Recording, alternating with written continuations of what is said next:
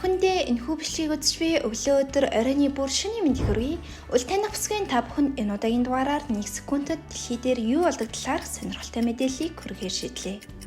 Та биднийг ердөөл нэг гэж шилэгтүүдэд маш олон явдал зэрэг тохиолдож байдаг. 1 секунд тутам 4 хүн хорвол мэндэлж байхад эсрэгээрээ 2 хүн хорвоо гарч байдаг. 1 секундэд таны бие 100 мянган урвал явагдаж цусны улаас 3 саяар нэмэгддэг. Мөн 1 секунд тутамд хүмүүс 85,000 кг хоол идэж дэлхий дээр 40,000 кг хог хаягдал бий болдог. Аян цахилгаан нэг гэтэл 100-удаа дэлхийн хаа нэг газруудад цахилж байгаа гэж боддоо. Хятад улс даяар 35,000 литр усыг 1 секундэд дуудаг бол монголчууд үүний 1 хүрэхгүй хувийг уудаг. Бас нэг зүйл хэлэхэд 1 секундэд 20 км/цагийн хурдтай автомашин 5.5 м замыг туулдаг. Тэгэхээр та жолоо ирж яваа үедээ гар утсаа дор хаяж 3 секунд харлаа гэж бодоход 16.6 м замыг хараа хяналтгүй туулж яана гэсэн үг. Тэгэхээр энэ хооронд юу ч тохиолж болно штэ. Адаглаад төвжрэлч нөлөөлнө. Манайхан статистик хизээч худлаардаг шүү.